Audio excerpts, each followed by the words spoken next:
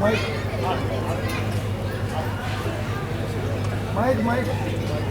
Check. Hello hello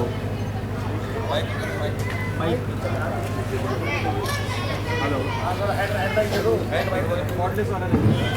hello. आज की सभा में उपस्थित इस क्षेत्र के सभी सम्मानित बुजुर्गों, माताओं, बहनों और नौजवान दोस्तों, साथियों 5 मिनट है। 5 मिनट में आपसे 2-3 बातें मैं कर करके हम लोग विदाई देंगे। सबसे पहले तो साथियों मैं आपको सलाम करना चाहता हूं। आज लोकसभा चुनाव के दौरान हिंदुस्तान के कोने कोने में, चाहे गुजरात हो, कश्मीर हो, कन्याकुमारी हो, कर्नाटका हो, बंगाल हो, बिहार हो, मध्य प्रदेश हो, हिंदुस्तान के किसी भी कोने में हम लोग आज जाते हैं, लोग हम लोगों को सलाम करते हैं। वो किसी अरविंद केजरीवाल और गोपाल राय आशुतोष को सलाम नहीं करते हैं, वो सलाम करते हैं आप लोगों की उस मेहनत को जिसने हिंदुस्तान के इतिहास में एक ईमानदार राजनीति को आपने विधानसभा में चुनाव जिता करके शुरू किया। हम लोग सोचते हैं कि क्या अगर दिल्ली विधानसभा चुनाव के दौरान जो राजनीतिक प्रयोग हुआ, वो प्रयोग अगर हम जीत फेल हो जाता तो देश क्या सोचता। साथियों, आप में से बहुत सारे लोगों के मन में ये नाराजगी होगी। हमने एक विधायक जिताया था, विधायक चुनाव से पहले तो बार बार हमारे पास आता था, SMS करता था, फोन करता था, लेकिन वो मंत्री बन गया एक विधायक और वो हमारा फोन नहीं उठाता।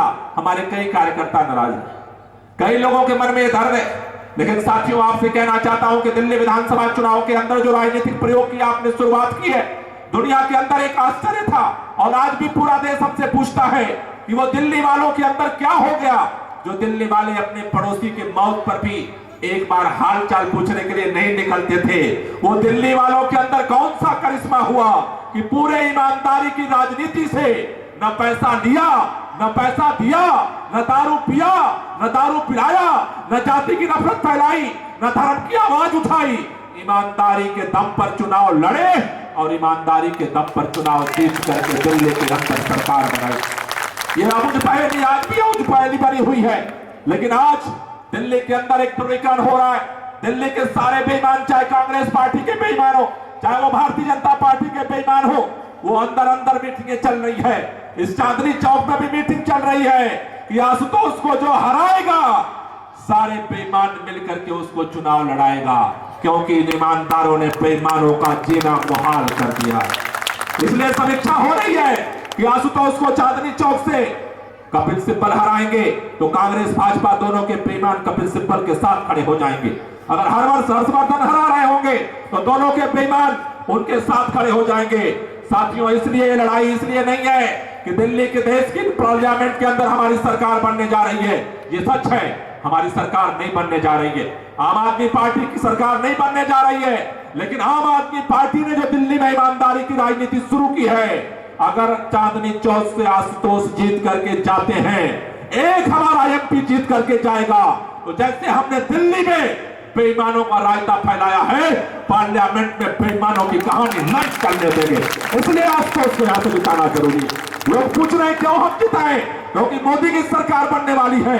आशुतोष जाकर के क्या करेंगे, इसलिए जाना जरूरी है आशुतोष का पार्लियामेंट के अंदर। आप जानते हो दिल्ली के अंदर हमारी सरकार बनी थी, हमने सरकार बनाने से पहले वादा किया था कि दिल्ली की मां बहनों की इज्जत और आबरू से अगर कोई दरिंदा खेलेगा तो उसे हम छोड़ेंगे नहीं। लेकिन इसी दिल्ली के अंदर एक लेडीज महिला के साथ बलात्कार हुआ, इसी दिल्ली के अंदर एक महिला को जिंदा जलाया गया, इसी दिल्ली के अंदर सेक्स और ड्रग्स का रैकेट चलाया गया। जब हमारे मंत्रियों ने जाकर के गुहार लगाई पुलिस से, पुलिस ने बात सुनने से मना कर दिया। मुख्यमंत्री ने लिखा DCP को, मुख्यमंत्री ने लिखा CP को, मुख्यमंत्री ने लिखा राज्यपाल को, मुख्यमंत्री ने लिखा गृह मंत्री को, लेकिन एक दरोगा के तबादले के लिए रात भर मुख्यमंत्री को सड़क पर सोना पड़ा था। इसलिए सोना पड़ा था क्योंकि दिल्ली सरकार के अंडर में पुलिस नहीं है। दिल्ली सरकार के अंडर में पुलिस इसलिए नहीं है कि दिल्ली को पूर्ण राज्य का दर्जा नहीं है, दिल्ली पूर्ण रूप से स्वतंत्र नहीं है। अगर दिल्ली स्वतंत्र होता तो आप जानते हो 48 दिन तक पुलिस राज का, घूसखोरी का, दलालों का राज खत्म हो गया था, ये सब जानते हैं।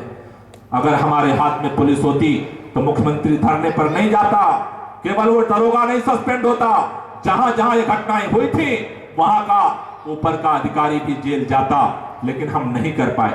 हम कर सकते हैं। अगर आपका साथ संसद के अंदर जाते हैं, पूर्ण राज्य के दर्जा की हम मांग उठाएंगे।